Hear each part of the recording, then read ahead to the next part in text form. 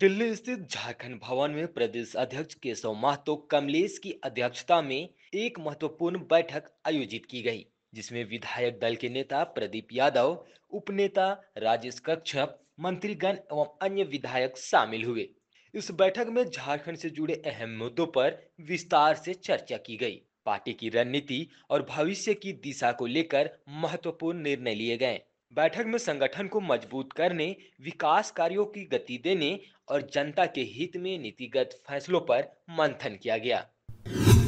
गोड्डा अनुमंडल पुलिस पदाधिकारी कार्यालय में एसडीपीओ ने अनुमंडल अंतर्गत विभिन्न थाना प्रभारियों के साथ मासिक अपराध समीक्षा बैठक की गई। बैठक में लंबित कांडों के त्वरित निष्पादन, सड़क सुरक्षा जागरूकता और अन्य मामलों पर चर्चा की गई।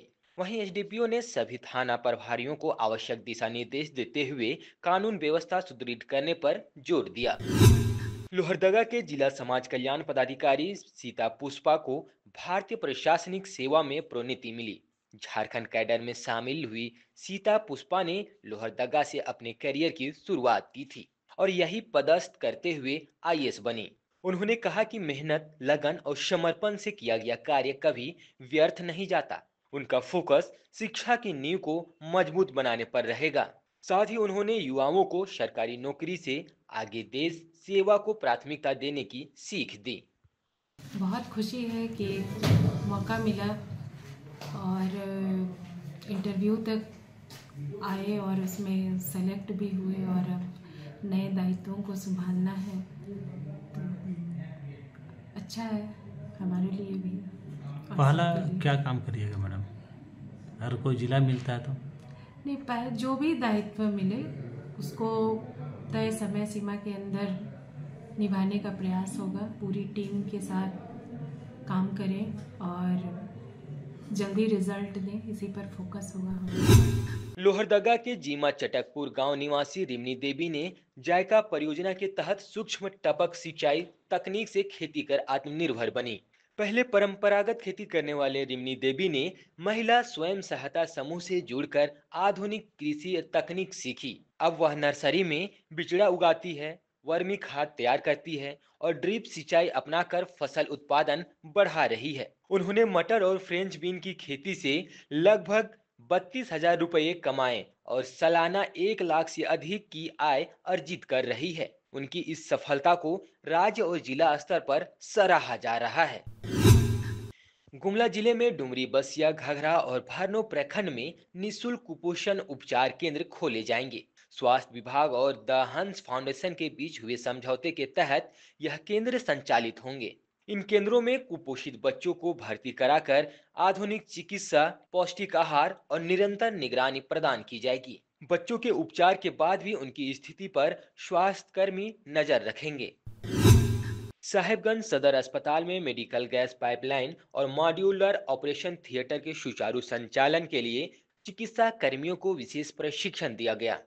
इसमें स्त्री रोग विशेषज्ञ, नर्सिंग स्टाफ और सहायक देखभाल वार्ड प्रभारी शामिल हुए।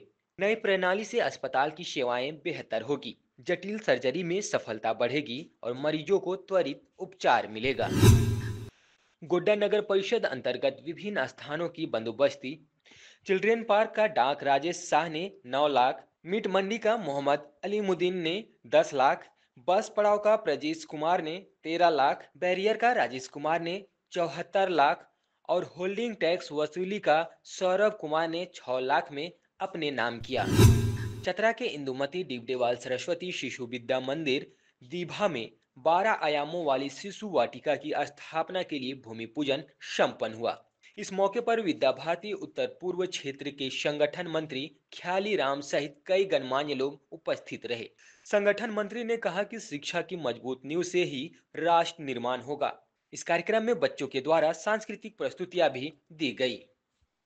राष्ट्रीय शिक्षा नीति के अंतर्गत शिशु वाटिका का विशेष महत्व है। नर्सरी क्लास जो सरकार की योजना में सीबीएसई ऐसा कहती है, हम विद्या भारती के अंतर्गत अरुण, उदय, प्रभात और प्रथम और द्वितीय, इसको शिशु वाटिका कहते हैं। बालकों को खेल खेल में शिक्षा कैसे दी जाए, खेल खेल में उसको ज्ञान कैसे प्राप्त हो, इस योजना को लेकर के 5 आधारभूत विषयों को पंचतत्व को ध्यान में रखते हुए इस प्रकार की एक पाठशाला यहाँ तैयार कर रहे हैं, जिसके द्वारा छोटे छोटे सभी भैया बहन खेल खेल में शिक्षा प्राप्त करें। चतरा समाहरणालय में उप विकास आयुक्त अरविंद कुमार सिन्हा की अध्यक्षता में वार्षिक माध्यमिक एवं इंटर परीक्षा 2025 के सफल संचालन को लेकर बैठक की गई। परीक्षा 11 फरवरी से 3 मार्च तक होगी, जिसमें माध्यमिक के 17,771 और इंटर के 11,838 परीक्षार्थी शामिल होंगे। परीक्षा कदाचार मुक्त होगी। सीसीटीवी मॉनिटरिंग, पेयजल, रोशनी और शौचालय की व्यवस्था सुनिश्चित करने के निर्देश दिए गए। सिमरिया प्रखंड के बन्ही पंचायत भवन में आयोजित फसल सुरक्षा प्रशिक्षण शिविर में 30 किसानों के बीच सर्टिफिकेट और पुरस्कार का वितरण किया गया। प्रखंड विकास पदाधिकारी चंद्रदेव प्रसाद ने किसानों को जैविक खाद के उपयोग पर जोर दिया। प्रशिक्षण में पौधा संरक्षक उमाशंकर प्रसाद, बीटीएम राजेश कुमार, एटीएम सुधीर कुमार और कृषक मित्र उपस्थित रहे।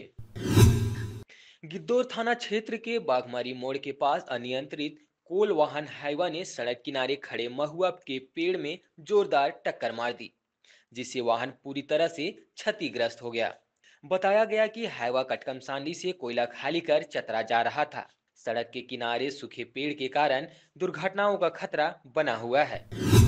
गिद्धौर के मदरसा इमदादुल उलूम और इमदादिया इंग्लिश मीडियम स्कूल में शनिवार को जलसा ए दस्तार बंदी व पाया ए इंसानियत का आयोजन किया जाएगा। इसमें 26 हफीज ए कुरान के सिर पर दस्तार ए फजीलत बांधी जाएगी। झारखंड व अन्य राज्यों के कई उलेमा और शायर शामिल होंगे।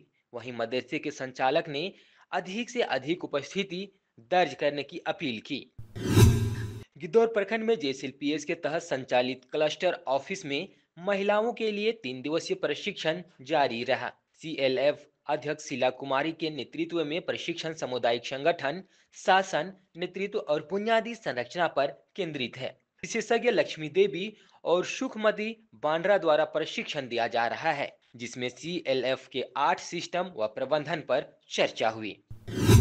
गिद्धौर प्रखंड के बारिशाखी पंचायत भवन में कृषि, पशुपालन एवं सहकारिता विभाग द्वारा किसानों के लिए 3 दिवसीय प्रशिक्षण कार्यक्रम आयोजित किया गया है। बीटीएम प्रभात कुमार व चंदन कुमार चतरा द्वारा प्रशिक्षण दिया जा रहा है, जिसमें फसल सुरक्षा, देखभाल और कीटनाशकों की जानकारी दी जा रही है। वहीं अंतिम दिन किसानों को प्रमाण पत्र प्रदान किया जाएगा। टंडवा के धनगड्डा पंचायत भवन में फसल सुरक्षा कार्यक्रम के तहत 3 दिवसीय किसान प्रशिक्षण शिविर शुरू हुआ। उद्घाटन वीडियो देवलाल उरांव, मुखिया अरविंद सिंह और उषा देवी ने संयुक्त रूप से दीप प्रज्वलित कर किया।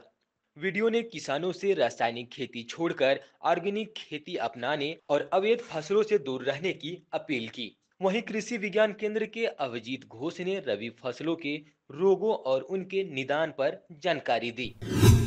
दुमका के मल्टू में आयोजित 18वीं झारखंड राज्य सीनियर पुरुष कबड्डी प्रतियोगिता के फाइनल में बोकारो ने कोडरमा को 37 अंकों से हराकर खिताब जीता। धनबाद और पाकुड़ को संयुक्त रूप से तीसरा स्थान मिला। मुख्य अतिथि सांसद नलिन सोरेन ने विजेताओं को मेडल, ट्रॉफी और नगद पुरस्कार वितरण किए। प्रतियोगिता से ग्रामीण पर्यटन और खेल के प्रतिभाओं को बढ़ावा मिलने की सराहना की गई।